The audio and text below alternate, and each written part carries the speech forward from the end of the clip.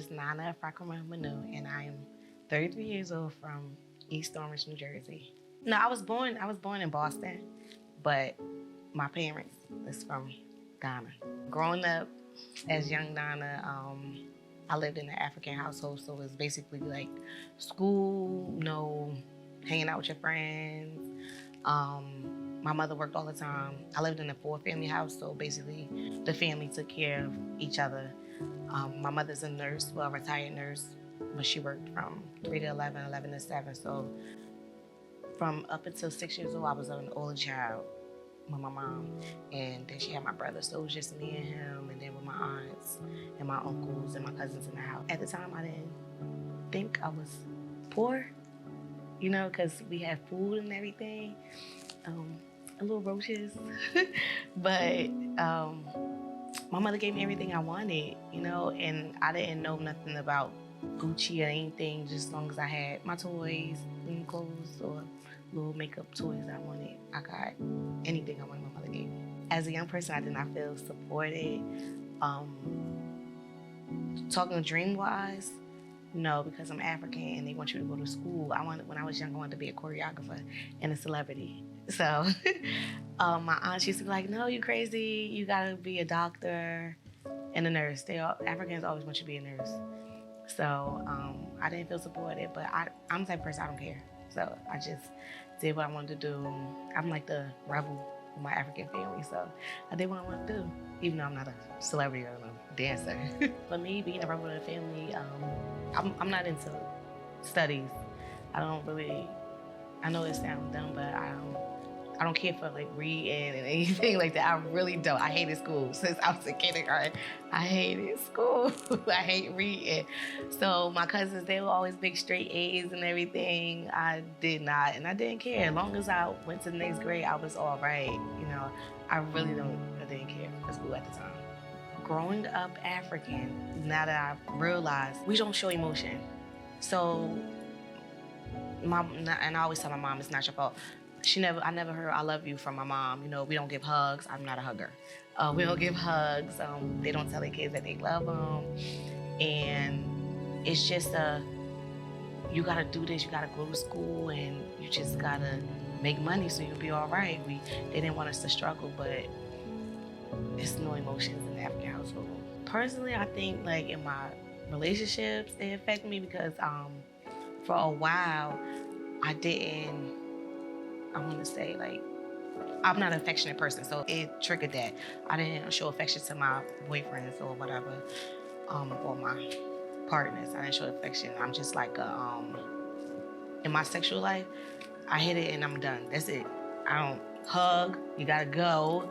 It's no check out time, it was 12. You can't stay here. And that's it. And if I hit it too quick, I'm out. Like, I don't stay with you for a long time. So I think that it plays a major part. I guess because in my household, it wasn't a lot of males.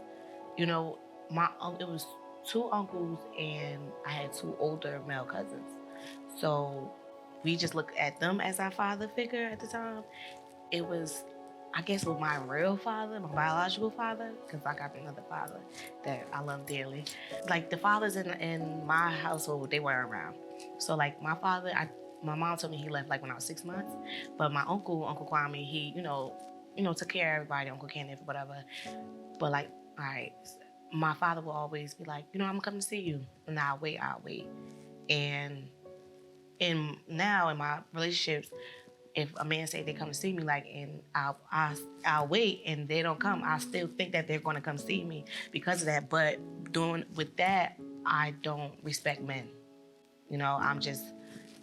I always gotta be in charge so I can do what they wanna do. And then I gotta leave them before they leave me. So I guess it's the daddy don't leave me syndrome. So I think that's why it affects it. Growing up, when I was real proud of myself, I finished school. My mom always thought I was gonna stay back, but I never did. Cause she said I'm a lazy person, but I'm just a real procrastinator. But I didn't do much. I wasn't allowed to join the drill team or anything like that. So I didn't do much. By the age of 21, I was a CO. that was a big accomplishment. And that's what I wanted to do. That was the plan, like become a CEO, to become a lawyer. Yeah, but I didn't become a lawyer. But yeah, I was proud of myself with that. And then with my new baby, my nonprofit, which is Postpartum Me. It's basically, I cater to parents going through having children and the depression part of it and how it take a toll, and just being there asking the number one question that nobody asks, are you okay? And just catering to their needs, listening, basically being a therapist, but I'm not licensed, just being there for them. I have one daughter. Her name is Ashanti Tamia Martin. When I found out I was pregnant, I was 26, and my child's father at the time was 21. And I'm a person, I believe in abortions. And for some reason, really, God told me don't get an abortion. I was going on with my pregnancy, and I wasn't, worried or anything, because, like I said, I became a CEO at the age of 21. So I knew I would have been prepared financially. And my child's father, he was, excited about the baby. But I was a little worried about what my family would think, because being as I'm African, I didn't get married. And in our culture, we have to have a traditional wedding. And I wasn't getting married at the time. My motto is fuck the public don't know you.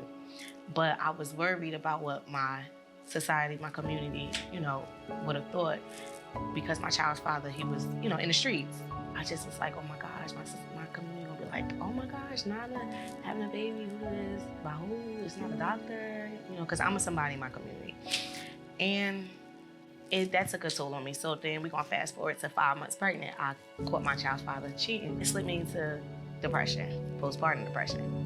And I knew of it, but I wasn't aware. Every day I would cry, and I'm like, oh darn, why did I keep this stupid ass baby? I should have never kept this baby. But as time progressed, I was like, you know what, my belly growing, and I just gotta do this. I know I'm being a great mom because I love kids. I just wasn't feeling it. Then my baby was born. I had to have an emergency C-section. And when they asked me, like, what's the name? I said, we could name her Ashanti Tamia Martin. And they like, want to hold her? And I was like, no. And they was like, okay, but they thought I was high. Like, all right, I probably didn't want to. No, I didn't want to hold her, because I'm like, yo, I messed my life up. Like, what I do? Oh my gosh, I don't know why I had this little girl. And as time progressed, I'm like, yo, these mothers is lying on Facebook and Instagram, telling oh, my baby's my world, everything. And I was like, yo, I don't like this girl. I don't like this little girl, but I'm like, I know I gotta take care of her. Motherly duties for a child I did not love. I did not like my baby till she was 4 months. And I did not feel an attachment to her until she was 1.5. So as time progressed, I was like, yo, I gotta do something about this. But in the midst of that, I became a deadbeat parent. And how I became a deadbeat parent, I didn't party or anything. I picked up another job. So I was working at the jail 7 to 3, and I went to get a job at the halfway house from 3 to 11. So I did not see my daughter, and I was okay with that because I didn't want to be a mom. So my daughter was with my mother. And, every day I'll come home, whatever. By the time I get home, she sleeps, so I ain't had to deal with her. But one day I walked in the house, and my mother was like, Ashanti, how old you about to be? And she was like, 1. But I could tell it wasn't the first time, just as well. Like when she rolled over, I didn't care, anything. But this clicked to me like, yo, I'm missing my baby's life. So, I went on doing stuff, taking mommy and me photos. That was the front for social media. I didn't care about being mommy. I had this big extravagant party for her, spent thousands of dollars, and I still didn't have an attachment to my baby, but I was just like, I gotta get this together.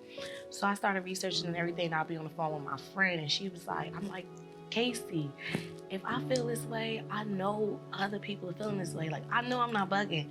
So she was like, well, start something. I'm like, I'm gonna start a nonprofit. I'm gonna do that. So I looked into that, and as my friend Casey told her, she gave me the name, and she was like, well, name it Postpartum Me. And I'm like, I like that. And ever since then, November 2019, I told my story at a Mommy and Me shelter. And ever since then, it's been rolling. I do donations, clothing drives, back to school drives. I be having big community awareness events. I call her my fairy godmother from God. Shirley Smith, from My Coda Bear, J.R. Smith wife. I'm partnered with her on her organization. She has a premature foundation for babies. And her cousin Danica, and I call her my fairy godmother too. They've just been a blessing with me, and she spoke at my event. Ever since then, it's just been amazing. And I love sharing my story because everybody always tells me that I'm not the only person that has gone through it. Between me and my child's father, it was good in the beginning. I'm gonna keep it real. I had no business messing with the boy. But I started messing with him, and it was so good. That was my best friend, Like, we talk about anything, bug out. Okay, I started messing with him in November. I popped up pregnant in May. So I basically ain't know him. I had a baby with somebody, my pregnancy, that was when I knew him. And everything was good. I know when I was pregnant, I lost energy. So all I would do was sleep. So to me, personally, men are like our children. If you don't show them attention, they go somewhere else. So I'll be in the house and he going outside having to just smiling like, oh, okay. And I was like, my baby telling me something, So one day he came in the house drunk, put it on him. And after he went to sleep, I went in that phone, put the thumb on the thing, and I went in there and I seen everything. And from then, it was just blatantly disrespect. Everything he would do. And a part of my postpartum depression, it was from him putting his hands on me and verbally and physically abusing me. But luckily, I'm conceited, so you can't tell me I'm ugly. I think I look better than Beyonce. So it's just him telling me stuff. It was going in one ear out the other, but him like physically, hitting me. It just was like, I'm a fighter, but fighting a man every day, you get tired of it. Like, I was on my delivery bed with a black eye. So it just was out of control. And my dumb ass still stayed because I wanted the little, I want my family. And I'm so glad now, like, I wish I knew back then, don't waste time. That's my advice to everybody. Time waits for nobody. Love is a beautiful thing and it's hard, but time is more precious than love. And if I would have just left at 5 months, it would have been better for me with my life and me succeeding, because to me, it just had me at a standstill in the block. But we don't talk at all.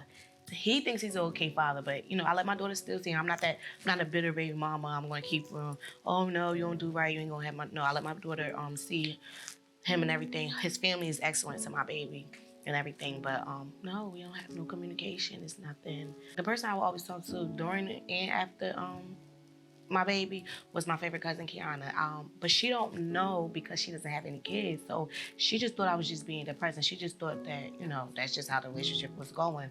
But I did go seek therapy on my own and it didn't work.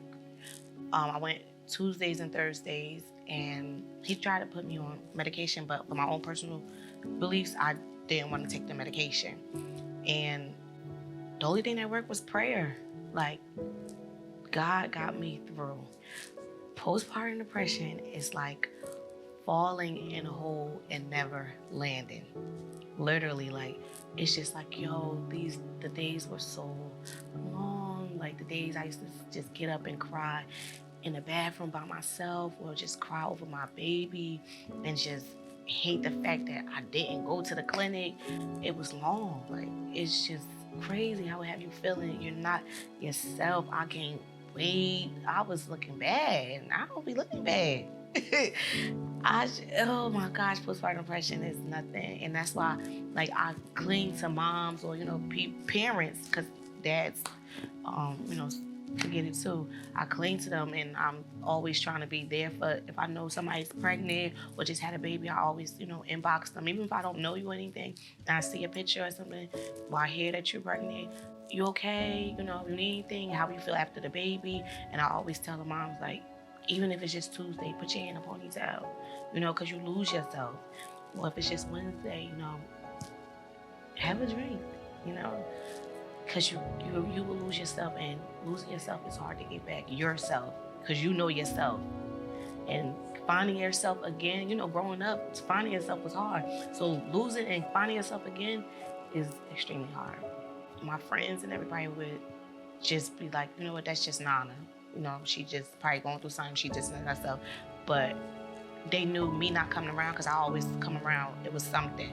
But I guess because I'm a passionate, aggressive speaker, they didn't want to tick me off. So they just, like, eased on by. Noticing if I was okay, they couldn't tell because I hid. I stayed in the house and I went to work. So they didn't really know, but my cousin that I always talk to on the phone, she knew, and she just was upset because I wasn't leaving them. And I'm the type of person, my man cheated on me 5 times, and I tell you, I'm going back 5 times, I'm going back until I'm ready to leave, and I don't care. I'll be sitting there walking with him, smiling and everything, like everything okay, but probably the night before he probably cheated or we probably fought something. But she just didn't like him at all, which was fine, because we still family or whatever, and it didn't break us apart or whatever. But she just was like, you just gotta get out, and she noticed the change. I wasn't affectionate to him, and that was his excuse on why he cheated when I was 5 months pregnant, that I wasn't affectionate, so he went somewhere else. And then my stupid self was like, it's my fault. All right, you know what? It was okay because I know I'm not affectionate. And so that's why he went somewhere else. So I'm a change. So then I became overly affectionate towards him. But no, it wasn't me, it was him. It's never you, it's them. Not having my biological father around, I do think it played a lot in my relationship, because my child father thought he could do whatever because I didn't have no, older brothers or the father, figure, so he could have fear in him not to treat this person like that, So, I mean, I had my brothers, my best friends, that's my brothers, but I just didn't tell. Because I'm loyal, So I was just like, what, this is our household. We're going to deal with this. But I should have told, and I didn't. And that's why I always tell everybody, well, I'm here to break the silence on everything, domestic violence and postpartum depression. And it's okay to tell. People be, scared or whatever. It's nothing to be scared about, because literally a lot of people, the next door neighbor probably going through the same thing. And that's what I learned from telling my stories. We all go through the same thing. They gonna cheat, they gonna hit. Some, not all, but by me and you sharing the story, it helps us, it heals us. When did I decide I wanted to heal from my trauma? It was October 31st, 2019. At this time, me and my child's father, we weren't together, but he had just put me in an apartment. So he'll come over and he'll take my daughter to school and everything. And this particular night, he came over because my car was starting to act up. So he was like, I'm gonna just come near, and in the morning, I'll take her to school. So I'm like, all right, good. Now, we was like not together, but you know what that is, not together. So I'm like, all right, cool. So I'm tired, and I had my phone, and my daughter was complaining like, Mommy, can I see your phone? Can I see your phone? And I'm like, sure. So I'm like, no, use my laptop, T. Just use my laptop. So he was like, I'm about to take a shower and take it down. So I'm like, well, I'm telling you, I don't know what you're taking the shower for. You ain't getting none. So she's like, no. I'm like, all right. I did not know I was this tired. I went to sleep. And when YouTube, my daughter was watching YouTube, YouTube don't shut your phone off. So by the time he got out the bathroom, my phone was open. My daughter was asleep, I was asleep. And he had a field day in my phone. So he went in my inboxes, he went in my messages. He ain't, girls, we know how to hide. So he ain't really see what he supposed to see. But what he thought he saw, he was like upset. So when I woke up, I realized, oh snap, my phone. He was at the edge of my bed and he was like, oh, you caught already, you caught. And he went ballistic. He started spitting on me. He took my phone, he hit me on top of my forehead, and I started bleeding. So I grabbed my daughter, and I was bleeding on my daughter. He started spitting on me and her and was like, oh, that's not my baby, you a hoe. All this, disrespecting me, verbally abusing me. He kept hitting me, and I'm like, yo, this boy is going to kill me in here. And so I was like, I gotta go. I'm like, my head is hurting, I'm spinning, I need to go to the hospital. He's like, you ain't going to the hospital. Give me back this money I just put for this apartment. And I'm like, no. So I have a cousin, she's well off or whatever. So I speak another language. So I told her in my language what was going on. but I was acting like I was asking her for $5,000. And I wasn't. So I'm like, you gonna get your money, And he like, oh, I better get my money. And he's just sitting up. Now he stopped hitting me, but he still was going on verbally. And I was like, I gotta get out of here. So I was like, I gotta go to the hospital. So he was like, I ain't taking you nowhere. And he was like, all right, come on, we'll go to the hospital. Then you go get my money. So we go into the hospital. He was like, we gotta drop Ashanti off. So he was like, no, you stay in the car. So he took my daughter to my mother. And my mother was like, what's wrong? He was like, oh, no, I don't feel well. We going to the hospital. She was like, is everything all right? He was like, yeah. So I stayed in the car. I'm like, I have to get out of here. He's like, you better not run. I'm like, I want to go to St. Barnabas, which is in Livingston, New Jersey, suburban area, versus UMD, University Hospital, Newark, New Jersey, urban area. So I'm like, I want to go to St. Barnabas because I know the cops gonna come on time. So I'm like, so he's taking me to St. Barnabas. He's still fighting me. Like, it was crazy in the car. I'm sitting there bleeding and everything. I got to the hospital and they was like, what happened? And I was like, oh, I fell. Typical thing because he was right there. And they was like, all right. So I'm sitting there about to go for the CAT scan. The man who was taking me to go for the CAT scan was like, oh, you don't have to come with her. It's a small room and, we're not going to kidnap her, joking with him. So he waiting, but he giving me the evil eye like, you better not tell. I went in there, I was like, sir, I did not fall. He abused me. You need to call the cops. So he was like, are you serious? So the nurses came in, we figured out a plan. In the midst of him go smoking a cigarette, he seen Irvington police come, and that's how he fled. This boy went to my job, tried to get me fired, because I wanted to give him the $5,000. From then on, I knew I had to leave, because during him attacking me in the house with my daughter was 3 at the time. She placed her hand over my mouth and said, Mommy, just be quiet. So in my mind, I'm like, yo, how did I traumatize my child again? Like, I know me not showing affection because I had postpartum depression, loving her at that time, traumatized her a little bit. And I will always, like, my child's father would, even though she was like 6 months and everything, would drag me, from one end of the apartment to another end of the apartment, beat on me. I've been pushed out of moving vehicles because I was hiking on them, because I know how to hike, tell jokes. I had my teeth filed down because he chipped my tooth from punching me in my mouth. I'm a CEO, so I used to have to lie to his mom because one time we was fighting in the car and he bit me on my eye and it was just gushing. So I had to lie to his mother because we used to live in his mother's house, not in her house, but in an apartment underneath her. And I used to be like, oh, I had a fight at work. But the only people that knew I was getting abused, my inmates, they used to tell me, Manu, is he putting his hands on you? Because you always come in here with like a scratch or something. I'm like, no. They knew. For some reason, I never told them, but they knew. They will always ask me. I don't know how. But from that day on, when my daughter placed her hand over my mouth, that was my final straw. Now, here is years in, That was my final straw. I'm like, never again. And from that day on, I ain't been back since. And I'm so happy. I've been blessed. God has blessed me tremendously. And I always tell everybody, I don't tell my story to sabotage nobody's character. I just tell my story for the next person to let them know that there is always a way out. And it's okay to speak up and break the silence. I know, July 2019. That's when I officially made my first post, I believe. July or September in 2019.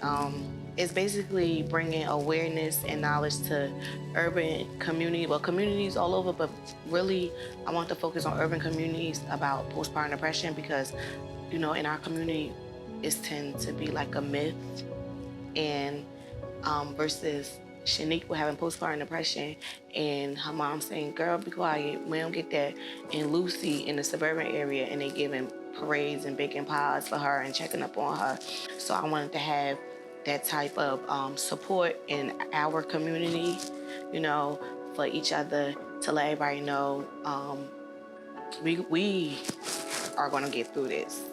We are in this together, because being by yourself, you'll lose your life. You'll want to just kill yourself, like I did. I wanted to kill myself. I wanted to kill my baby. I didn't like her, and I want people to know that it is okay to not to like your baby, even though you be like, yo, I just went through 9 months, well, allowing the baby to grow in me, and God, made the delivery successful, and I don't like this person that's supposed to be attached to me, and it's hard, you have question marks all through your brain, like what's going on. So I just want to bring awareness and support in the community about postpartum depression. And I want to be there for parents, and I wanted to be the shoulder to cry on.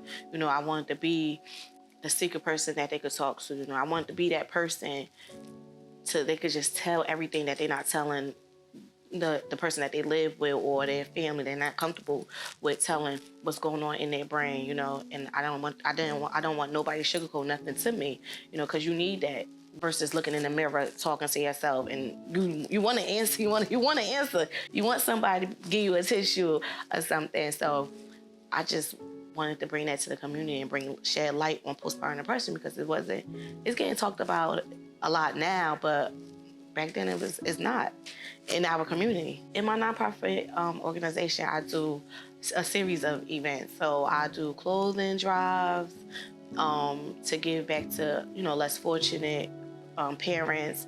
I do pamper drives as well. I offer my personal cell phone number for them to call me any time of the day. Even if I'm at work, I will sneak, just so they could. Because calling somebody when you're going through something and they don't answer, it triggers and it sends you somewhere else. So I don't never want somebody to go through I just don't want nobody to be sad, at a time where it's supposed to be a joyous moment. And I've done book bag drives. Oh, I've done I had a jump rope competition in June of this year to raise money for the book bag drives. And I have baby furniture that I give out to less fortunate moms or any parents. And I'm just trying to let the world know that it's okay to have postpartum depression. Postpartum depression will appear, for people who don't know, like what to look for, like if you have postpartum depression, you start to be some people start to be snappy. It's basically a hormonal change coming from lack of sleep, and you start to be snappy, you start to cry for the littlest stuff. But I always tell people, it's not you. It's the baby, it's the pregnancy, it's the hormones. So because you start to lose yourself, like, why I'm feeling like that? It's not you. This is not you. It's the hormonal changes. Stressing a lot, off the littlest things, like, am I going to have enough money, or is this person treat me right? What is my family going to say? Or am I going to have a successful pregnancy? Because some people have miscarriages, and that could slip them. Or it could you could be overprotective, You don't gotta not like your baby. You could overly love your baby, but don't want nobody to help you.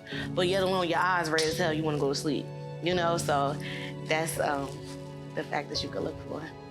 No, therapy did not help me. I'm not saying it's not going to help everybody else, because I recommend therapy to people, but I didn't continuously look for a therapist. I just one and done. That was it. But just find somebody that you could relate to, But therapy didn't help me. God helped me. Literally, like, I just prayed and God really helped me, because I knew He could get me out of this, because prior to me having my daughter and me being in a relationship with my child's father, I was in a relationship and he got murdered. So I went into deep depression, and I cried. And I still cry sometimes, because I miss him. But God got me through that. And I know if God got me through how I was feeling when I lost my boo, I know He was going to get me through postpartum depression. What would I say to a person going through postpartum depression? Don't hold it in. Just let it all out and cry. You could cry, and it's okay to cry. It's okay to have postpartum depression, but it's not okay to get physically and verbally abused. And that's my biggest thing. I don't want us to normalize domestic violence on pregnant women. Let's normalize postpartum depression, being that it's okay to have postpartum depression, but not domestic violence on pregnant women and holding it in. No, let's break the silence.